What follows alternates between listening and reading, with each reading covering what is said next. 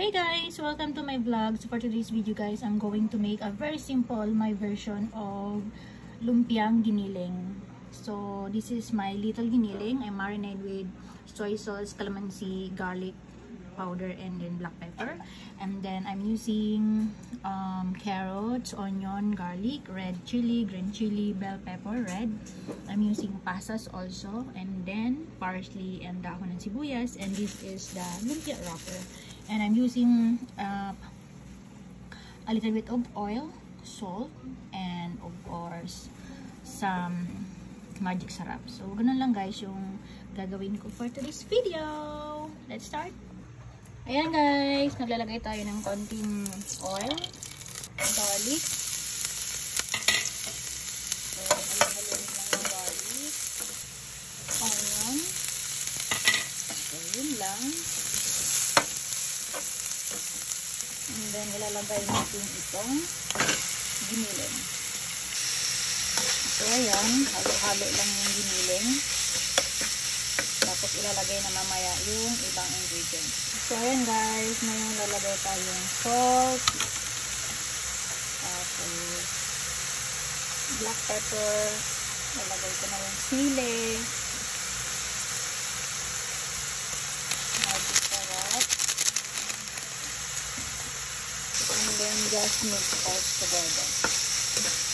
So yung giniling lang guys yung nililuto ko with bawang, garlic, and mga sili.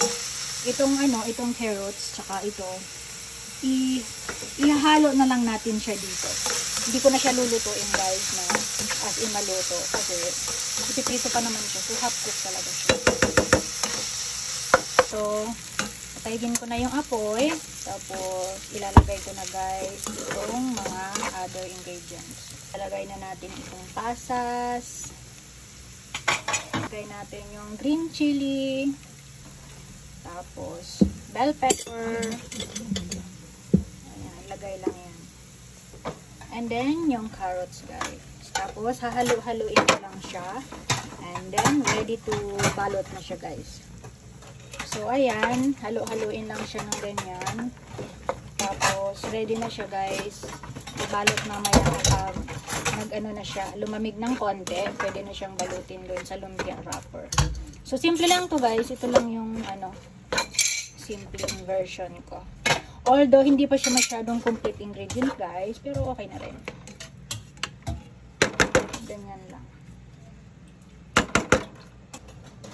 So, ayan guys. Pinapa-cool down ko na lang siya. And ready na siya para balutin. So, ganun lang. Ang niluto ko lang, guys, yung giniling. Tapos, ayan na. Hindi ko niluto yung mga sangkap-sangkap pa dyan. So, ayan. Tapos, babalutin ko na siya. So, ayan guys, ready na. Ito yung gagamitin ko guys na pangdikit para hindi mabilis bumuka yung lumpia wrapper. And ito na guys, ready na yung aking gagawing lumpiang giniling. Lumpiang Shanghai. So, ganyan siya. Siksik siya guys. So, ayan na siya. Tapos bukas, pag pinirito siya, hiwain lang sa gitna. So, magiging dalawang isang lumpia na Shanghai. So, finally guys, ayan. Ito na yung nagawan ko lahat doon sa ginawa ko kanina na giniling. So, ito lang siya lahat. So, lilipat ko siya dito sa lagayan. So, ayan guys, 30 pieces siya. Yun ang nagawan ko. 30 pieces. So, ilalagay na natin siya sa ref and ready to fry na siya bukas ng midnight. Thanks for watching guys.